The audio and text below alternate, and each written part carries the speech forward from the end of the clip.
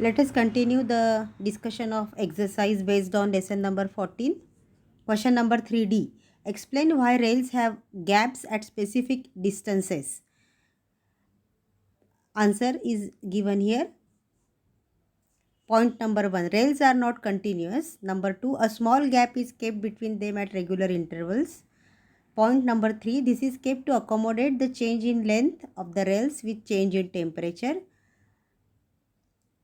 Last point, if this gap is not kept, then the rails will get distorted due to expansion in summer, which may lead to accidents. Explain with the help of formulae the expansion coefficient of liquid and gas. A liquid does not have a definite shape, but it has definite volume.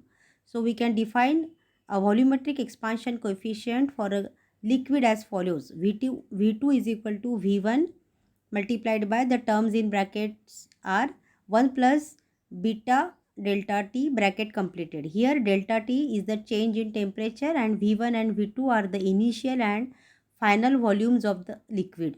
Beta is the volumetric expansion coefficient of the liquid.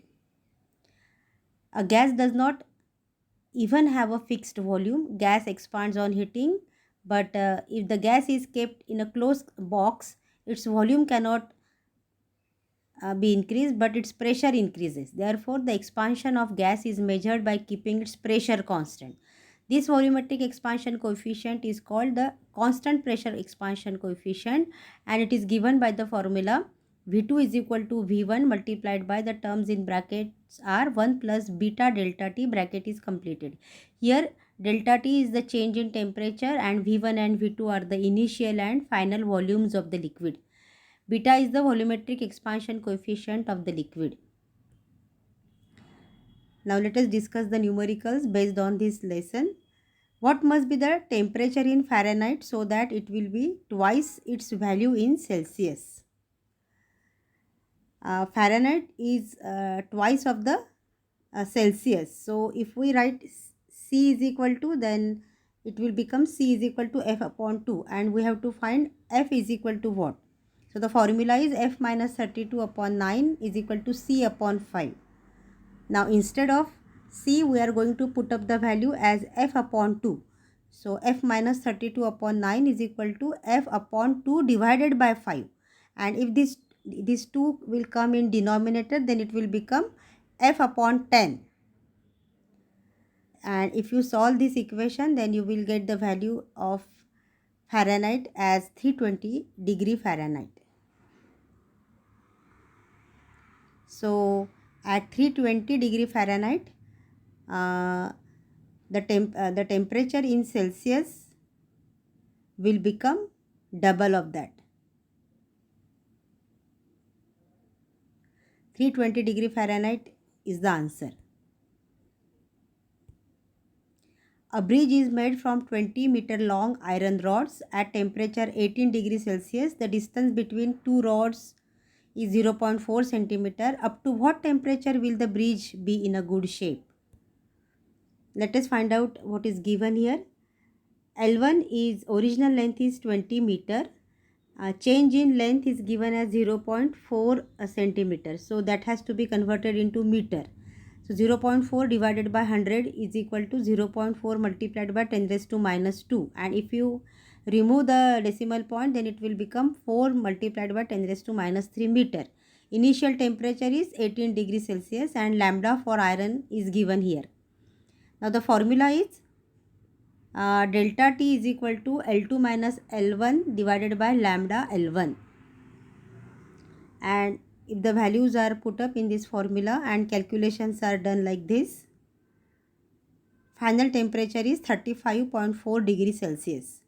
Children, you can try out this calculation by your own way. Do it correctly and you will get the answer as final temperature is equal to 35.4 degrees Celsius. At 15 degrees Celsius, the height of Eiffel Tower is 324 meter. If it is made of iron, what will be the increase in length in centimeter at 30 degrees Celsius? Original temperature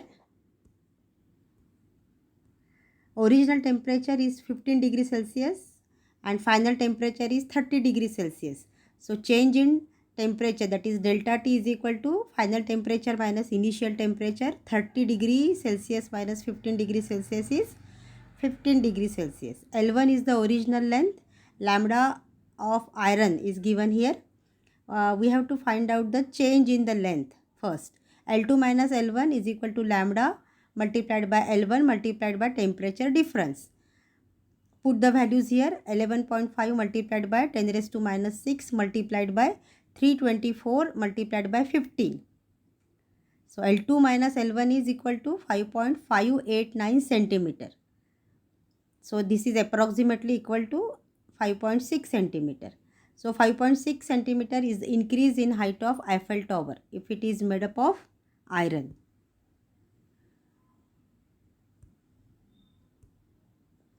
Two substances A and B have specific heat C and 2C respectively.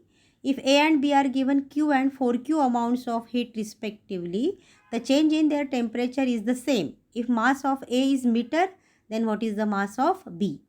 A has specific heat C, B has specific heat 2C. Amount of heat supplied to A substance is Q and amount of heat supplied to substance B is 4Q.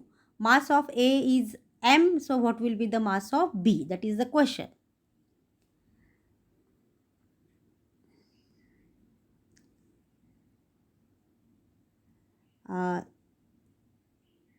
Q is equal to amount of heat given has formula M multiplied by specific mass of substance multiplied by specific heat multiplied by change in temperature. For substance A, it will be QA is equal to mass of A multiplied by specific heat of A. For substance B, QB is equal to mass of substance B multiplied by specific heat of B. And what about delta T? Delta T is the change in temperature and delta T is given as same. Change in temperature is same here. So delta T is not taken into consideration. Then QA upon MA multiplied by CA is equal to QB divided by MB multiplied by CB. Then amount of heat supplied of substance A is Q and amount of heat supplied to substance B is 4Q. So we have put up the values like this. Q upon M multiplied by C is equal to 4Q divided by M, that we have to calculate mass of substance B, we have to calculate, multiplied by 2C.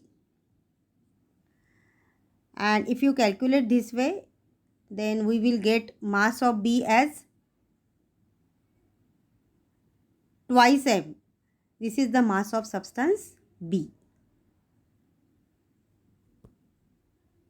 Mass of substance is mass of substance A is M and we have calculated mass of B as 2M.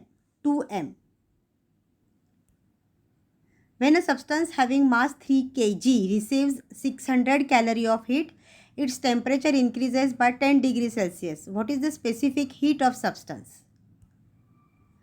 3 kg is the mass of that substance. So kilogram has to be converted into gram. So multiply 3 by 1000. So it will become 3000 gram. Q is the amount of heat supplied, 600 calorie. Change in temperature is delta T is equal to 10 degrees Celsius. So we have to calculate specific heat. And the formula is Q is equal to M multiplied by mass multiplied by specific heat multiplied by change in temperature. We have to calculate specific heat. So it has formula Q divided by mass multiplied by change in temperature is equal to specific heat. Put the values here. 600 divided by 3000 multiplied by 10.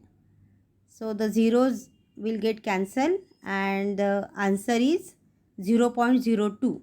So the specific heat of substance is 0.02 calorie per gram degree Celsius. Children, solve all these numericals in your science copy and do the practice of solving them twice, at least twice, so that you will get the idea how to put the values in the formulas and do the calculations, and then you will come to know how the calculations are to be done and get the final answer. And final answer must have the unit. If it is specific heat, then the unit is calorie per gram degree Celsius, right? So we have discussed the whole exercise. Complete your copy, write down all the questions and answers, solve the numericals, and keep your copy up to date. Thank you.